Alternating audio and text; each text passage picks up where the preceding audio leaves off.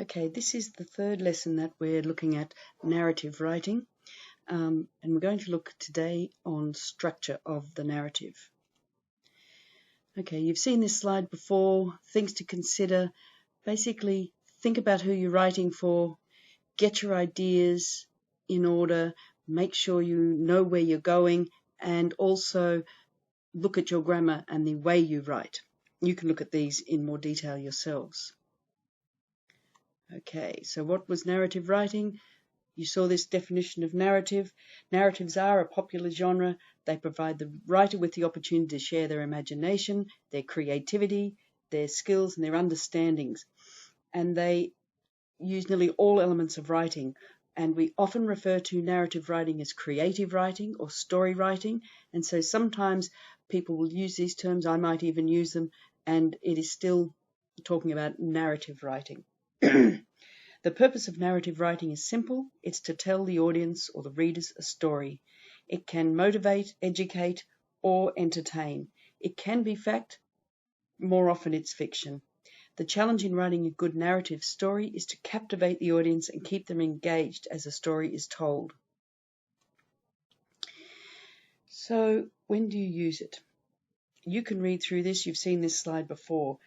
A narrative essay or story is a written story about you or someone else that does the following sorts of things. It retells something that's happened or tells of something that's happened. It usually goes in chronological order, in the order of which events happened, provides a setting, the where and the when a story takes place. It gives interesting details and tries to hit all the 5 senses, and it gives enough details for the author to feel an emotion. And sometimes it might teach a lesson. So that's basically what I'm telling you on this slide. And you've seen this one before, the more simple version of what I've just said. So good narrative writing, again, can't stress enough, well-defined characters. Think about your characters. Really have a good picture in mind, even if you don't put that in the story. Well-described scenes. Have the scene, know how it feels, smells, temperature, everything. You may not put in a story, but you need to have it clear in your own mind. Have interesting developments in the story. If it's not interesting, if something doesn't happen, then why do people want to read it? So you've got to have interesting developments. It should create some sort of tension. It should evoke some sort of emotion in the reader. And there should be some sort of resolution at the end. So that the tension or the complication gets solved in some sort of way.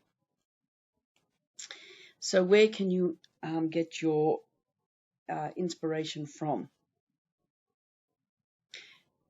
Narratives you might have seen, read or heard, experiences from your own life, traditional tales, myths and legends, Aesop's fables, lots of fairy stories. They all, and myths and legends, they all had stories to tell, and they all had a message to impart to somebody as well.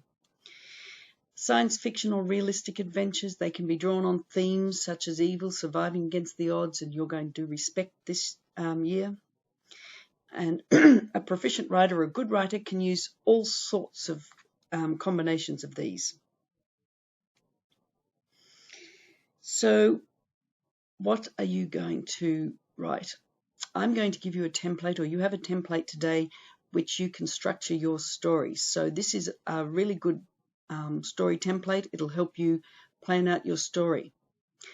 The template that you receive or download today, after the story template, you're going to have some animal characters and you're going to be given some images of settings. I want you to choose at least one of those to put them into your story. And I want you to also use one of the opening lines, which is at the end of the document. So you don't have to use them as the main character or the main setting, but they've got to be included somewhere in your story. I forgot to tell you that often I hear people say, I don't know what to write. I don't know how to put my ideas down. I want you to remember that you tell stories all the time. You hear stories all the time. So all you're being asked to do today is put your own words down on paper. Don't lose your storytelling ability. You orally tell lots of stories. Now you're just going to write them down. And you might say, well, I don't tell stories, but I only have to look at the way you talk about something that's happened over the weekend when you're standing around the lockers, or when you're sitting down at lunchtime and you describe an argument you had with your brother or your sister. Without even thinking about it, you start off sentences with, there was this time, or whatever. You're telling stories. That's stories. But a lot of boys freeze up when they actually have to write it down, and I don't want you to do that. Now, this is the structure of stories. I want you to look at this, and every story basically is this pyramid sort of format.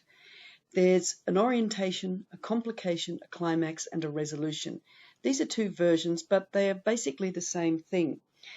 If you look at number one, you have a setup, the exposition, the beginning, sort of normal life. It gives the reader the background information about the protagonist or the main character in their normal lives. Then you have some conflict or something that happens. So right around here, this is where, sorry about that. This is where something happens.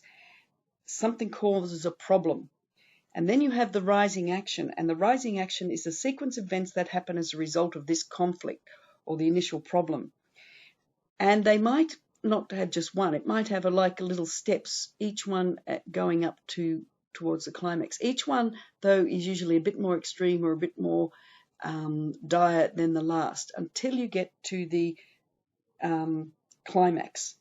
And that is the most important part of the story. That's the turning point.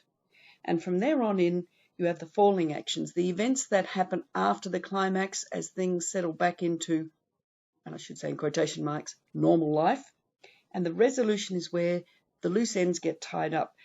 And the character is never the same at the end of the story as he was at the start. Because of this climax and the actions here, something has changed. So the resolution goes back to normal life, but the characters, maybe the settings, have changed. Again, this is just another format, but you see again, it goes up from an ordinary life, the basic scene setting, establishing your who, when, what, where in that part of your narrative. Then the complication, the tension, the activities and events that involve your main character expanded upon. They've got to be fluent, coherent, they've got to make sense. Keep working up. This is your tension. The middle bit is the climax. Then you have your resolution, the solution. Your complication gets resolved. It doesn't have to be happy. It can be a sad ending. And then closure. Life resumes, but there's been some sort of transformation. Your character has changed from the beginning through to the end. And the extra sorts of things, you might have a moral of the story, and if you're not sure about what that might mean, think about Aesop's fables. And if you haven't seen an Aesop's fable, look them up. Aesop's is A-E-S-O-P, Aesop.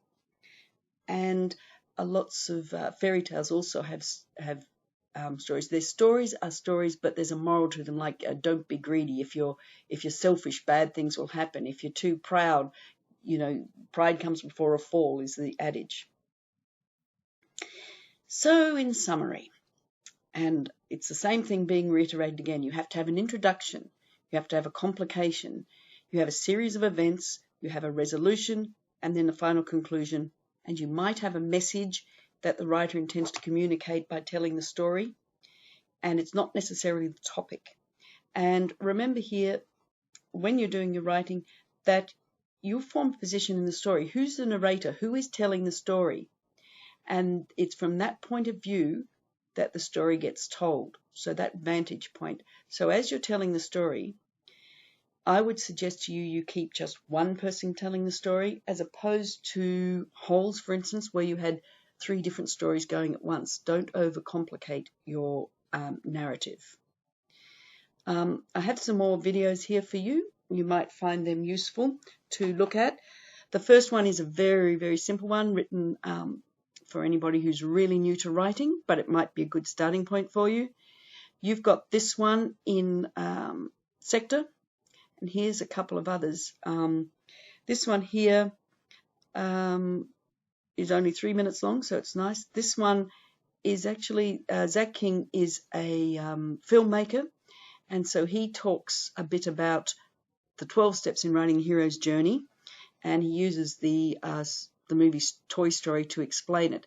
And if you're interested in that sort of story, you might want to have a look at his as well. So good luck with the writing, boys.